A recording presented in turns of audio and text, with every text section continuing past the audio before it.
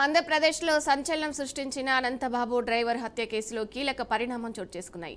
Supreme court ఆగ్రహం తర్వాత ప్రభుత్వం కఠిన చర్యలు తీసుకుంది. కేసుతో సంబంధం ఉన్న 4 పోలీస్ అధికారులను సస్పెండ్ చేస్తూ ఉత్తర్వులు జారీ చేసింది.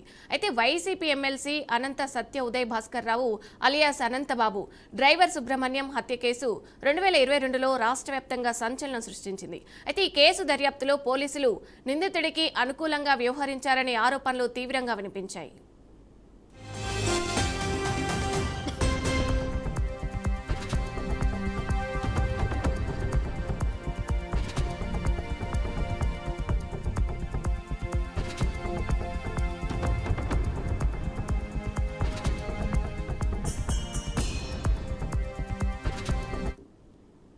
ఇటీవల ఈ కేసుపై విచారణ చేపట్టిన సుప్రీంకోర్టు తీవ్ర అసంతృప్తి వ్యక్తం చేసింది. ప్రధాన న్యాయమూర్తి సూర్యకాంత్ నేతృత్వంలోని ధర్మాసనం పోలీసుల తీరును ఘాటుగా త్రిప్పుబట్టింది. ఇక ఈ కేసు పోలీసు అధికార వర్గాల కుమ్మక్కుకు స్పష్టమైన ఉదాహరణగా ఉందని వ్యాఖ్యానించింది. ఛార్జ్షీట్ దాఖలులో ఉద్దేశపూర్వకంగా ఆలస్యం చేసి నిందితుడికి డిఫాల్ట్ బెయిల్ వచ్చేలా పోలీసులు సహకరించారని కోర్టు అభిప్రాయపడింది. అయితే ఈ వ్యాఖ్యల నేపథ్యంలో ప్రభుత్వం వెంటనే స్పందించి బాధ్యులపై సస్పెన్షన్ వేటు వేసింది. ఈ పరిణామం రాష్ట్ర రాజకీయాల్లో పోలీస్ వ్యవస్థలో తీవ్ర చర్చకు దారితీసింది.